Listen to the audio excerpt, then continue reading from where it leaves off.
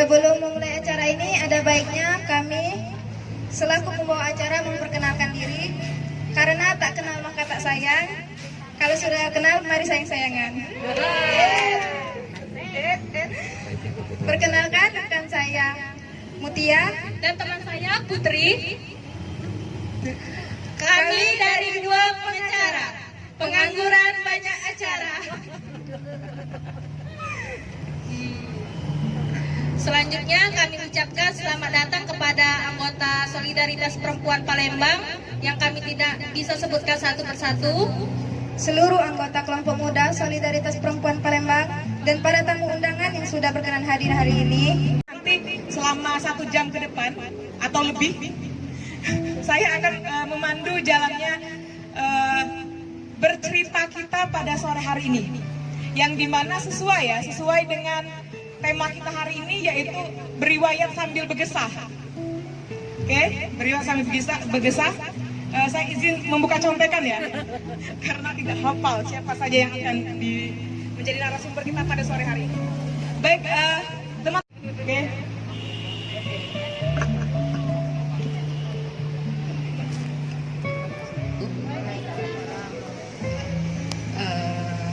Kita sambil santai ya. Di sini saya akan, karena diminta menceritakan sejarah SP Palembang, jadi saya membataskan dengan menceritakan sejarah SP Palembang ya. Tapi saya tidak menceritakan siapa orang di Palembang ini yang pertama kali menjadi anggota SP, karena itu saya tidak paham dan orang yang pertama kali kebetulan ada di sini. Jadi kalau untuk anggota SP yang pertama kali menjadi orang Palembang yang pertama kali menjadi anggota SP, itu bukan wewenang saya untuk menceritakannya. Namun saya sesuai dengan permintaan itu adalah akan menceritakan sejarah berdirinya SP Palembang. Pada tahun 2001 akhir itu saya pernah berniat untuk membuat solidaritas perempuan komunitas Palembang. Dan pada saat itu saya mengajukan, karena di ADART solidaritas perempuan ini, kalau kita mau membentuk membentuk SP itu syaratnya adalah 15 anggota ya, dan sudah menjadi anggota. Nah, pada saat itu saya mengajukan 20 nama itu ke Seknas ya, ke Seknas melalui, kebetulan di sini ada adik saya Leda, ini adalah anggota Jabodetabek ya, jadi anggota SP juga tapi untuk Jabodetabek. Jadi melalui beliau saya mengirim 20 nama lengkap ya, lengkap dengan identitas itu ke Seknas Pusat. Dan pada saat itu Badan Eksekutif Nasional yang ketuanya itu adalah Mbak Titi Suntoro ya. Nah, pada saat itu dokumen kami yang 20 orang ini untuk mendirikan SP Palembang itu ditanggapin, kemudian di awal 2002 itu Ketua BEK Nasional Mbak Titi Suntoro, dan dari bagian divisi ke perserikatan yaitu Mbak Pipit atau Hatna Fitriani itu datanglah ke Palembang ya, datang ke Palembang. Pada saat itu bertemulah kami di Rumah Susun yang pernah juga jadi kantor SP. Pada saat itu bertemu dengan kami yang mengajukan calon untuk jadi anggota, dan ditemani oleh Anila Ishak dan Mauli Pancarika pada saat itu. Nah, setelah bertemu dan kami mendapatkan penjelasan dari Mbak Titi, ternyata di Palembang itu sudah ada namanya Melati. Nah, dan orang-orangnya itu ada Mauli Pancarika yang kebetulan ini orangnya ya, ada Anila Ishak, ada Ade Indriani itu yang di belakang, ada Yusnita dan ada Fitri ya. sehingga di ADART SP Solidaritas Perempuan itu tidak boleh dalam satu provinsi ada 2 komunitas. Nah, sehingga pada saat itu kami tidak bisa untuk mendirikan SP. Nah, namun pada saat itu kita tetap diterima untuk menjadi anggota dengan persyaratan, dan ternyata selain kami dari D5, ternyata ada juga yang ingin mendirikan, yaitu Kecubung. Kecubung waktu itu dimotorin oleh Nelda, ya. Nah, sama kasusnya dengan D5, tidak bisa mendirikan. Akhirnya kita harus menjadi anggota saja. Dan pada saat itu di Inayah ya Ika ya, pada saat itu kita baik yang dari D5 tadi maupun dari Kecubung, kita mengikuti training feminis di Wisma Inayah. Ya, Wisma Inayah itu di Katenari Paing. Nah, setelah mengadakan training itu, kemudian mulai terbentuklah kepengurusan, ya. Terbentuklah kepengurusan. Pada saat itu ketua badan eksekutifnya itu adalah Yusnita, koordinator programnya itu almarhum Oseka, dan bendaharanya itu almarhum Nimas Khotimah.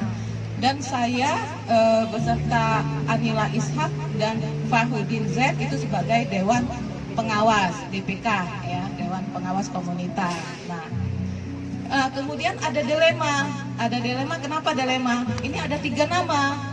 Ada nama Melati, ada nama D5, ada nama Kecubung. Nah, yang mana yang mau dipakai? Karena sama-sama, yang saya aja, ya kami sajalah. Kami pertama Melati. Kemudian yang D5 kan kami yang mengajukan ini, ada tanggapan dari Seknas kan kami D5. Kecubung juga kepengen, kami kan juga ada karena mereka ikut juga training.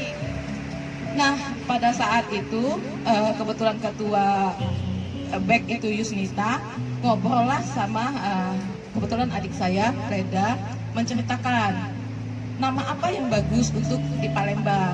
Jadi adik saya menyarankan untuk ambil aman, kalau mengambil salah satu nanti yang satu cemburu, ya. Yang ngambil yang ini cemburu. Hanya adik saya menawarkan, kenapa kalian tidak pakai Solidaritas Perempuan Palembang, ya. Nah, akhirnya Yusnita itu komunikasi dengan saya. Waktu itu perwakilan dari Dewan Pengawas, ya. Komunikasi sama saya juga melihat memang itu jalan terbaik, ya. Jadi tidak pakai Melati, tidak pakai D5, tidak pakai Kecubung. Akhirnya kita pakailah nama SP Palembang. Nah, setelah sepakat di kami pengurus itu SP Palembang, terus kita membuat pernyataan dengan tanda tangan. Itu saya lupa ada berapa karena anggota juga menandatangan. Dan surat pernyataan bahwa nama itu adalah SP Palembang itu dibawa ke Seknas, oleh Yusnita, karena dia sebagai ketua BEK. Ada Yusnita itu dibawa ke Jakarta, ke Seknas. Setelah sampai di Seknas, itu kemudian akhirnya disahkan. Dan yang mengesahkannya itu adalah Pipit atau Ratna Fitriani. Waktu itu dia memegang di Badan Perserikatan. Nah, yang jadi dilema ini baik di Seknas, baik di Palembang, itu lupa bulan berapa, tanggal berapa. Karena SP Palembang juga kantornya berpindah-pindah terus, kayak kucing beranak, ya. Jadi bulan Desember tapi tanggalnya, ya. Cuman pada saat itu tanggalnya kita lupa, tapi memang di bulan Desember. Nah, akhirnya untuk tanggalnya disamakan dengan tanggal ulang tahun Seknas, ya. Kebetulan memang bulan Desember. Jadi sebenarnya yang mengesahkan SP Palembang itu perwakilan dari Seknas itu adalah Mbak Pipit atau Ratna Fitriani, ya, dulu dia bagian perserikatan. Nah, sehingga sampai sekarang itulah yang kita pakai, ya, yang kita pakai itu Solidaritas Perempuan Palembang yang sampai saat ini. Nah, kalau untuk pengurusnya, yaitu banyak sekali dinamika, ya. Di sini yang ikut mengalami dinamika itu ada Mauli Pancarika. Begitulah cara berorganisasi. Kalau tidak ada dinamika bukan berorganisasi. Kalau lempeng-lempeng saja bukan berorganisasi, ya. Tapi bagaimana caranya kita menyikapi, ya. Karena kita ini banyak kepala, sama-sama hitam, tapi kan keinginan beda-beda. Nah, sekarang ini itulah tugas Badan Eksekutif sama Dewan Pengawas. Bagaimana caranya untuk mengakomodir semua keinginan, ya, keinginan anggota, keinginan pengurus. Nah, itu adalah tugas BEK dan DPK. Nah, karena saya diminta untuk menceritakan sejarahnya SP Palembang, itu yang bisa saya ceritakan. Karena di luar dari itu saya tidak mampu untuk menceritakan, nanti salah. Nah, tapi kalau untuk anggota pertama yang menjadi anggota Persikatan, ya kebetulan ada Mauli Pancarika.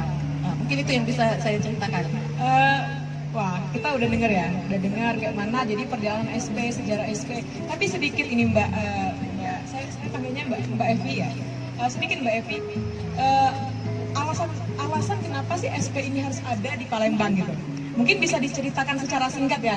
Mungkin teman-teman di sini perlu tahu nih, kenapa harus ada SP di Palembang gitu? Ya, kembali lagi saya akan menceritakan itu kenapa Delima itu pengen ada SP di Palembang, ya. Karena saya singkat saja mewakili seperti itu.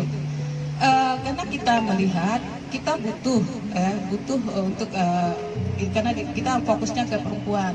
Kita butuh perempuan itu pintar, perempuan itu cerdas, perempuan itu tahu haknya, ya. Nah, karena selama ini kita perempuan ini, ya, karena di kita ini kan hierarki, ya, kita seakan-akan tunduk dengan laki-laki. Padahal kita ini kan harus ada kesetaraan gender, ya, perempuan dan laki itu setara. Ya. Kalau kodratnya itu kita tidak bisa menghilangkan. Kodrat perempuan itu hamil, melahirkan, menyusui itu tidak bisa kita hilangkan. Tapi yang kita perjuangkan di sini adalah kesetaraannya. Ya, kesetaraan itu yang kenapa kita merasa butuh, ya. Karena kalau dilihat perjuangan SP Palembang dari tahun 2002 sampai sekarang itu ibu-ibu di Tanjung Lubuk Sakti, ya, di Tanjung Gelam, di Seri Badung, itu karena SP Palembang sudah banyak yang pintar-pintar, ya. Dia tahu haknya, ya. Gitu. Terima kasih ya Mbak Evi. Mungkin saya langsung ke narasumber kedua ya. Mungkin mic-nya bisa dikasihkan ke Yuneti. Saya panggilnya Yuneti aja atau Yuneti nih? Basing. Siapa? Nyonya. Apa kabar Yuneti? Jadi gini, karena Yuneti ini adalah perempuan akar rumput asli Rengas. Kayak mana kalau aku pakai bahasa Lahat? Nggak masuk ya. Jadi aku pakai bahasa Palembang deh. Cak mana Yuneti? Ya jadi, oke. Jadi kita pakai bahasa Palembang. Apa kabar Yuneti? Baik, alhamdulillah. Karena Yuneti ini selalu ceria. Kalau ketemu dengan aku ya ibu-ibu ya selalu ceria. Dia kan kayak tak ada beban lah Yuneti. Oke, Yuneti mungkin bisa diceritakan sama kita yang ada di sini ya. Selama Yuneti kemudian berjuang di perempuan akar rumput khususnya Desa Rengas, Ogan Ilir, kemudian bekerja sama dengan SP. Itu mungkin bisa diceritakan secara singkat Yuneti. Oke. Baiklah, assalamualaikum warahmatullahi wabarakatuh. Waalaikumsalam. Perkenalkan, namaku Neti dari Desa Rengas, perempuan akar rumput yang berjuang dari tahun 2009 sampai ke sekarang melawan perusahaan KTPN 7. Tepuk tangan dulu untuk Yuneti. Perempuan tangguh Yuneti. Hidup Yuneti. Iya. Bercerita tentang sekelumit perjuangan yang menurut aku sampai sekarang kalau diingat-ingat mungkin tak bisa lagi, pasti nitik naik mata, banyak sekali liku-liku, banyak sekali tantangan. Alhamdulillah, tapi untuk sekarang masih bisa kita dudukin itu lahan, dan sudah dari 2009 sampai tahun ini alhamdulillah sudah ada yang hasil. Sekelumit perjuangan itu kalau nak diceritakan mungkin tak sampai selesai, berapa episode pun tak sampai. Tapi alhamdulillah banyak kawan-kawan kita yang mendampingi, banyak juga ya, terutama dari SP Palembang, terus kawan-kawan dari Walhi, dari SHI bimbing kita. Ya jadi terarah, dan terima kasih juga ibu-ibunya ada juga, walaupun berjuang dulunya masyarakat kami tuh tak tahu di perjuangan itu nak arahnya nak kemana. Ya ada berkat, ada bimbingan, ada arahan, ada pendampingan, jadi perlahan-lahan ada yang pacak pintar dan mengerti apa hak-hak kita sebagai perempuan, terutama untuk mempertahankan hak lahan pertanian. Dulu masyarakat kami di Desa Rengas itu mempunyai lahan 2.800 hektar yang pada masa itu masyarakat tuh menanam tanaman nanas, padi, cabai. Tiba-tiba datanglah si PTPN 7 menggusur lahan dengan dengan kaki tangannya. Waktu itu TNI turun ke lahan, ke rumah masyarakat, sampai bapakku sendiri jadi bulan-bulanan, jadi buronan. Waktu itu dikiranya pemberontak karena mempertahankan hak. Dan pecahlah tahun 2009 dengan perlawanan sebelum waktu itu terjadilah antara masyarakat Desa Rengas dengan Brimob yang penembakan sekitar 22 orang yang kena tembak. Alhamdulillah cuman ada yang cacat tangan 1 orang, dan yang tertembak itu alhamdulillah cuman batas kritis. Alhamdulillah tak ada yang meninggal. Nah, dari situlah kami berjuang melawan perusahaan tersebut dan mendudukin lahan, besar kecil, tua muda sampai anak-anak bayi pun diajak ke lahan untuk menduduki lahan, dan berbagi sampai sekarang. Masyarakat kami alhamdulillah sejahtera, sudah ada yang menghasilkan. Dan semangat untuk kita perempuan, kalau kita nak mempertahankan hak-hak kita harus kuat, tangguh, dan kita harus berkumpul, berserikat, dan untuk memajukan hak-hak kita dan mengambil hak-hak kita apa yang kita cari selama ini. Cuman hak-hak kita itulah yang benar, pasti akan kita miliki. Tepuk tangan dulu untuk Ineti nih, salah satu perempuan tangguh di Desa Rengas, kemudian bekerja sama dengan SP.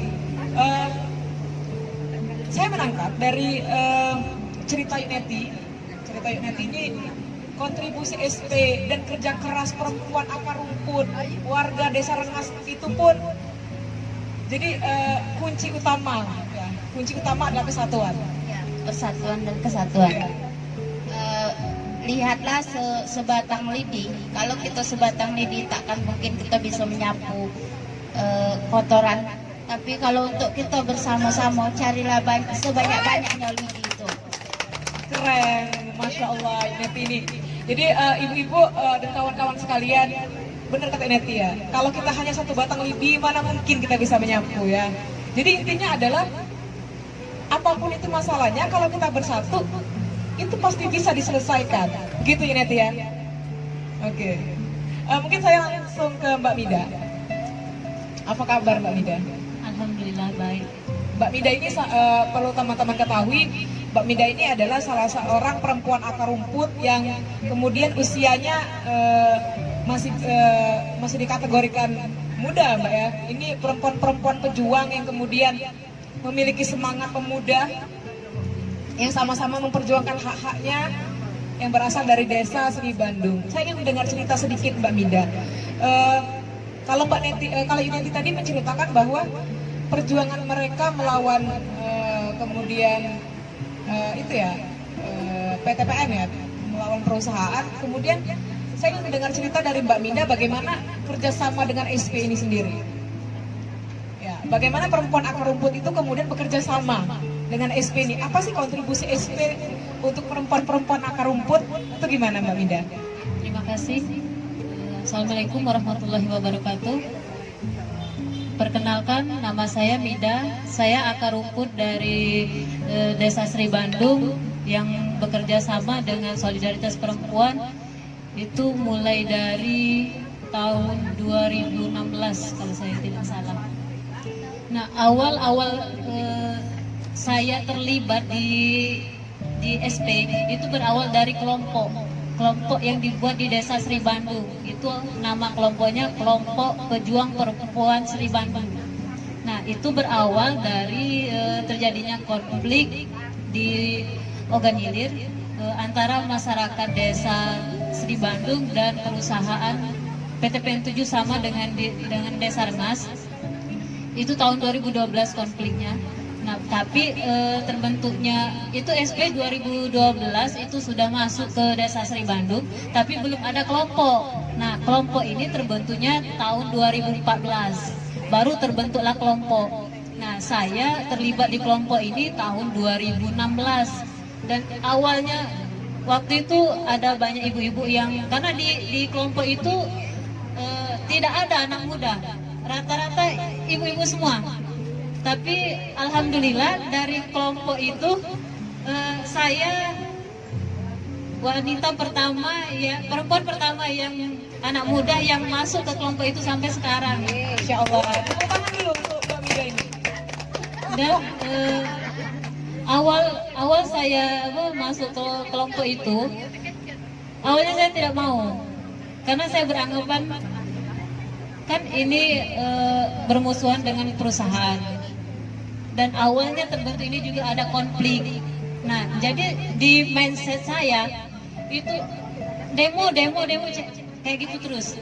Jadi kalau saya masuk pasti saya demo. Dan saya ini mentalnya itu mental ya tidak kuat jiwanya. Jadi ketika banyak ibu-ibu yang mengajak ya saya tidak mau sebenarnya. Awalnya itu apa ya, berat rasanya, tapi tetap mengikuti. Sering diajak kumpul, karena kan di kelompok itu kumpul setiap seminggu sekali. Tapi waktu awal-awal saya itu tidak mau ikut.